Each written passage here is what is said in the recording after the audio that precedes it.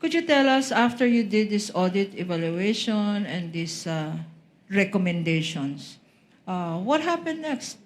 What other matters occurred, if any, in connection with your audit From when po? during the time that you were still there? There was a time po that I was called in a meeting.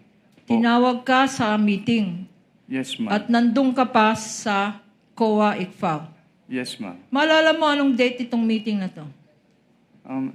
It was around second week po ng September of 2023. At sino-sino ang nasa meeting na to? Ang naalala ko po ay si Attorney Zuleika Lopez at si Attorney Michael Powa po. At yung dating head po ng ICFAO na si Assistant Commissioner Nilda Plaras at si Attorney Gloria Camora po. Okay. Sinong nagtawag ng meeting na to?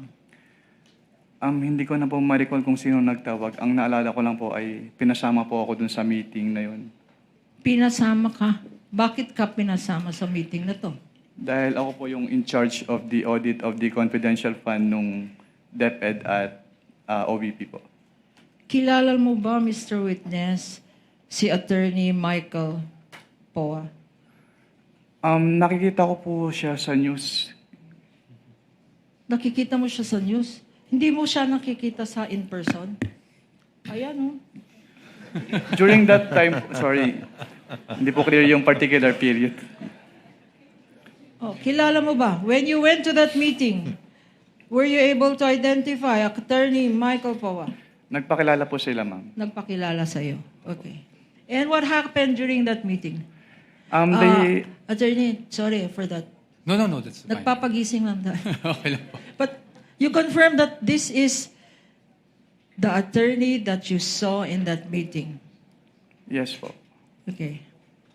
What happened sa meeting na yan?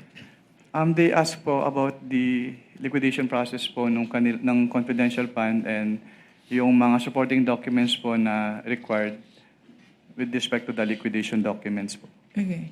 Sinabi mo, before I go to the next question, sinabi mo na nandun din si Attorney Zuleika Lopez. Sa pagkakaalala ko po, yes ma'am. Okay. Do you know? Did you know then who she was? Nagpakilala po siya sa amin as the Chief of Staff of the OBP po. Chief of Staff of? The Office of the Vice President. Ano naman ang connection niya, if at all, sa DepEd? Hindi niya po, wala po siyang sinabing na connection niya with the DepEd. Okay. Ngayon naman, Mr. Witness, tell us what transpired, if you recall, of that meeting sometime in September.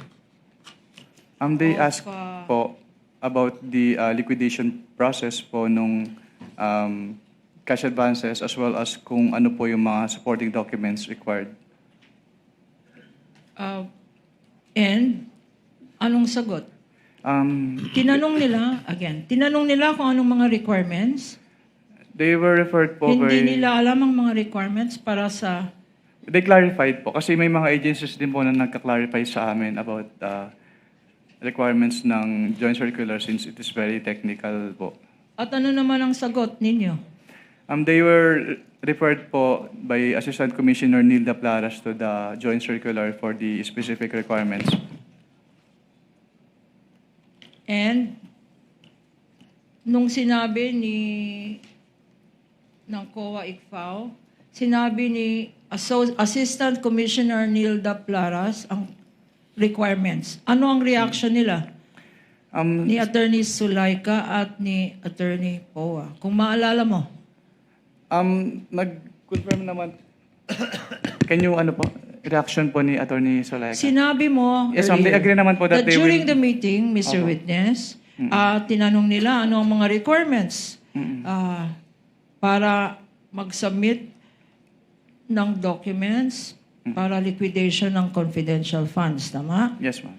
At sinabi naman, ang sagot, They were referred to the joint circular po. joint circular. And sinabi din po ni Assistant Commissioner Nilda Plaras na in case merong makitang findings during the audit, ay mag-i-issue po ng AOM. Okay. Nung sinabi ng assistant commissioner. Basahin nyo na lang yung joint circular. Ano naman ang response nila? Well, they asked po if instead of an audit observation memorandum in case may audit findings, ay audit query na lang po yung i-issue sa kanila.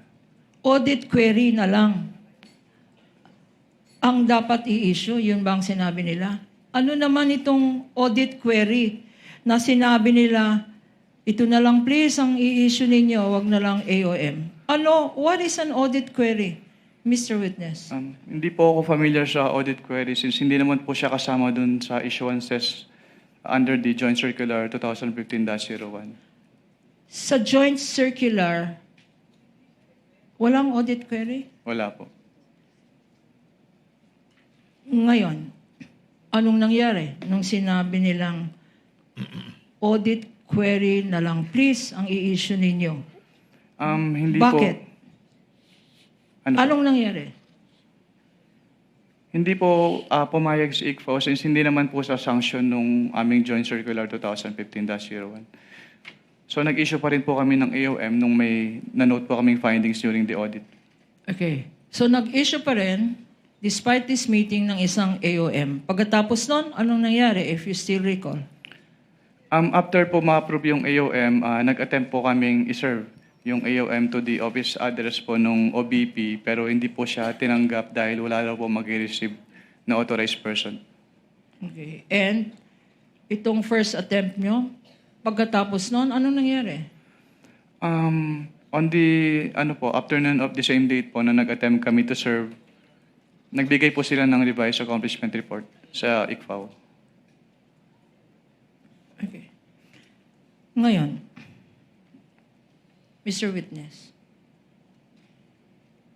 sinabi mo kahapon at ngayon na ang basis ng inyong post-audit or compliance audit ay ang joint circular. Yes, ma'am. 2015 ng 5 government agencies. Kasama dyan ang COA, tama? Yes, ma'am. If I show you at babasahin ko, flash on the screen. Section 1, Section 1 of the joint circular. Can we please flash it on the screen?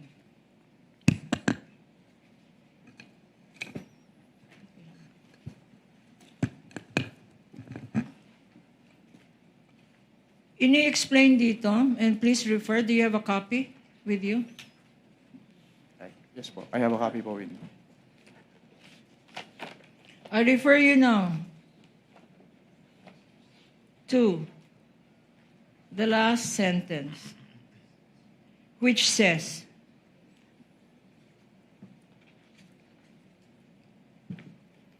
the COA, pakibasa, COA, babasahin ko na lang. O ikaw, basahin mo na lang, please. COA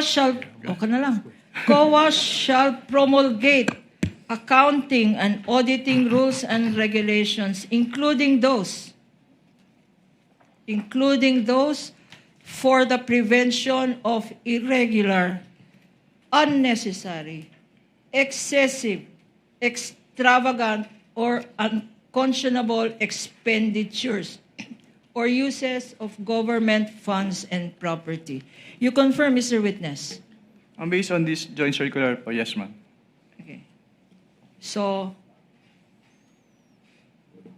if I ask you, sa mga sinubmit na documents ng Vice President, and I will, for purposes of summarizing, purchase of information, 14 million. Reward payment, 10,050,000. Rental of safe house, 11 days nag-rent ang Office of the Vice President ng safe houses from December 21 to 31. 16 million in 11 days. Divided by the number of days, 2 million a day ang binayad ng Office of the Vice President para lang sa rental ng safe house.